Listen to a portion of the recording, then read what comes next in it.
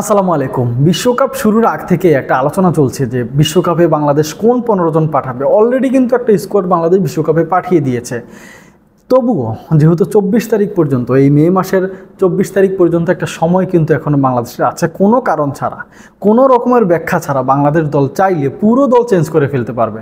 যেহেতু এই সুযোগ বাংলাদেশের হাতে আছে, বাংলাদেশ কিন্তু সুযোগটা কাজেও লাগিয়েছে। বাংলাদেশ নীরবে নিভৃতে একটা দল কিন্তু আইসিসির কাছে ইমেল করে পাঠিয়েছে এবং তাদেরকে অনুরোধ করেছে সেটা যেন প্রকাশ না করে।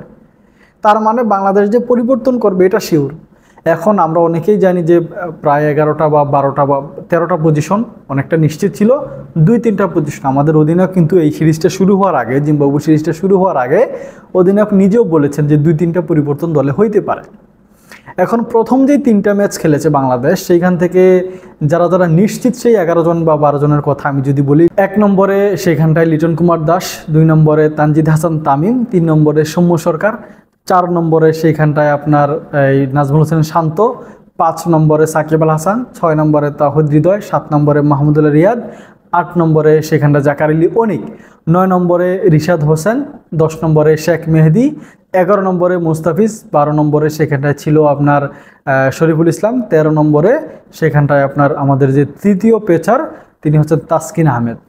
এই 13 জন তো নিশ্চিত ছিল, বাকি 14 এবং 15 এই 2টা পজিশনের জন্য অনেকেই ছিল। যেমন সেখানটায় আফিফ ছিল, সেখানটায় পারভেজ ইমন ছিল, হাসান মাহমুদ ছিল, সেখানটায় তানভীর ইসলাম ছিল, সেখানে মোহাম্মদ সাইফুদ্দিন ছিল, সেইখানটায় আপনার ওই তানজিম হাসান সাকিব ছিল। এখন দেখেন ওই 17 জন থেকে, কন্ডিশনিং ক্যাম্পের ওই 17 জনের থেকে যখন 15 জনকে বাছাই করা হয়েছে, তখনই কিন্তু হাসান মাহমুদ দল থেকে বাদ পড়ে গেছেন। এই 15 জনের ভিতরে আবার ক্যান্ডিডেটের হিসাবে যেমন আফিফ, তানভীর, সাইফুদ্দিন, পারভেজ ইমন এবং তানজিম হাসান সাকিব, এই 5 জন কিন্তু ছিল। এখন এই 5 জনের ভিতরে এই 15 নম্বর বা 14 নম্বর এই 2টা পজিশনের জন্য কাদেরকে নেওয়া হবে, এই বিষয়টা খুব আলোচিত হয়েছে। খুব এটা নিয়ে অনেক বিশ্লেষণ হয়েছে।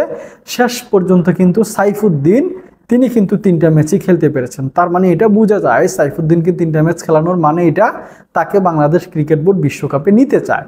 তার আগে তার পারফরমেন্স কেমন, তার আন্তর্জাতিক ম্যাচের ফিটনেস কেমন সেগুলো দেখতে চায়। সেই কারণে কিন্তু তাকে খেলানো হয়েছে। প্রথম ম্যাচে সাইফুদ্দিন দারুণ বোলিং করেছেন, মনে হয় 15 রানের বিনিময়ে তিনি 3টে উইকেট পেয়েছেন। পরের ম্যাচেও তিনি 1টা উইকেট পেয়েছেন এবং সর্বশেষ ম্যাচটাতে তিনি 42 রান দিলেও তিনি এই ম্যাচটাতেও কিন্তু 3টে উইকেট পেয়েছেন। তার মানে প্রায় 7টা উইকেট পেয়েছেন তিনি। ব্যাটিং করার অত সুযোগ তার হয়নি।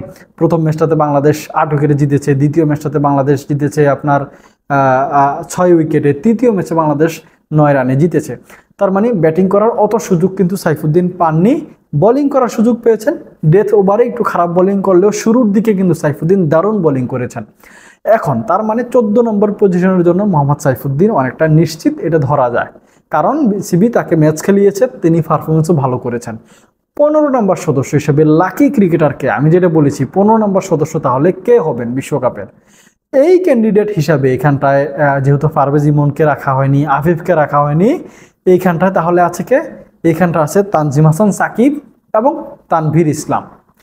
এই 2 জনের মধ্য থেকেই যে কোনো একজনকে 15তম সদস্য হিসাবে নেওয়া হবে। এখন তানভীর ইসলাম একটা ম্যাচ খেলেছেন, 26 রানের বিনিময়ে তিনি 4 ওভারে 1টা উইকেট পেয়েছেন, 6.50 তার ইকোনমি। এই একটা ম্যাচ দেখে কি তাকে নেওয়া হবে? আমার কাছে মনে হয় তাকে আরও 2টা ম্যাচ খেলানো হবে। সর্বশেষ আর যে 2টা ম্যাচ বাকি আছে, এই 2টা ম্যাচ হয়তো তাকে খেলানো হবে। যদি তিনি ভালো পারফরমেন্স করতে পারেন, আমার কাছে মনে হয় খুবই ভালো হবে, তাকে বাংলাদেশ দল বিশ্বকাপে নিয়ে যাবে। ভারতের দিকে যদি তাকান, ভারত 4টা স্পেশালিস্ট স্পিনার নিয়েছে। তো তারা কিন্তু ওই অ্যানালিস্ট নিয়ে বসেছে বা চিন্তা ভাবনা করেই কিন্তু তারা নিয়েছে। তার মানে স্পিনার একটা বাংলাদেশও নিতে পারে, এটা একটা সম্ভাবনার জায়গা আছে। অন্যান্য দলগুলো, ইংল্যান্ডের কথা বলেন, সাউথ আফ্রিকার কথা বলেন, তারাও কিন্তু স্পিনার নিয়েছে। আবার যে দেশে বিশ্বকাপ হবে, ওয়েস্ট ইন্ডিজ, সেই দেশ কিন্তু আপনার 4টা পেস বোলার নিয়েছে এবং 3টা স্পিনার নিয়েছে। তার মানে তারাও কিন্তু ভারতের থেকে কম জানে না। তারা তাদের নিজেদের কন্ডিশন, নিজেদের পিচ সব কিছু তারা জানে। জেনেও তারা 4টা পেসার নিয়েছে এবং 3টে স্পিনার নিয়েছে।